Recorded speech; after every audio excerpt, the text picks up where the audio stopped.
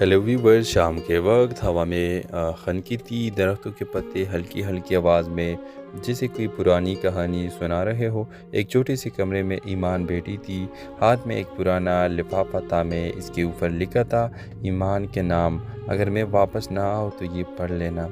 یہ لفافہ اس کے شوہر عادل نے 3 سال پہلے دیا تھا، جب وہ فوج میں تعینات ہو کر سرحد پار گیا تھا، مگر اس کے بعد سے کوئی خبر نہیں آئی۔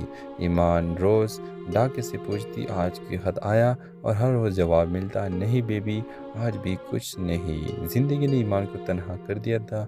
وہ گاؤں کے اسکول میں بچوں کو پڑھاتی تھی اور شام کو اپنے چھوٹے بیٹے سعد کو سوتے ہوئے دیکھ کر چپکے سے روتی تھی۔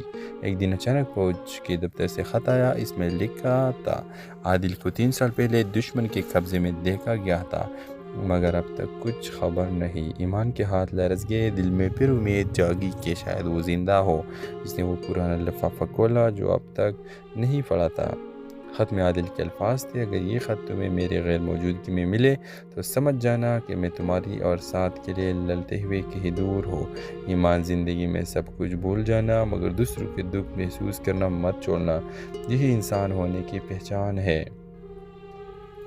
ویورز، ایمان کی آنکھوں سے آنسو بہنے لگے۔ وہ بولی، میں وعدہ کرتی ہوں تمہارا پیغام نہیں مرنے دوں گی۔ کچھ مہینوں بعد گاؤں میں سیلاب آ گیا، گھروں میں پانی بھر گیا، لوگ بے گھر ہو گئے۔ ایمان نے اسکول کھول کر پناہ گاہ بنا دی۔ وہ کہتی یہ جگہ بچوں کے لیے تھی مگر اب انسانیت کے لیے ہے۔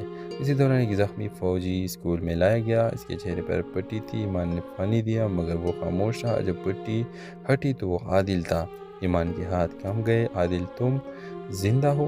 عادل کی آنکھوں میں آنسو تھے۔ میں تم تک پہنچنے کی کوشش کرتا رہا مگر قید میں تھا، بس تمہارا خط یاد آتا رہا کہ ایمان کبھی ہار نہیں مانتی۔ ایمان نے کہا، میں نے تمہارا خط نہیں پڑھا تھا، اس نے خود مجھے لکھا، ہر دن ہر دعا میں۔ کچھ ہفتوں بعد اسکول میں دوبارہ آباد ہوا، دیوار پر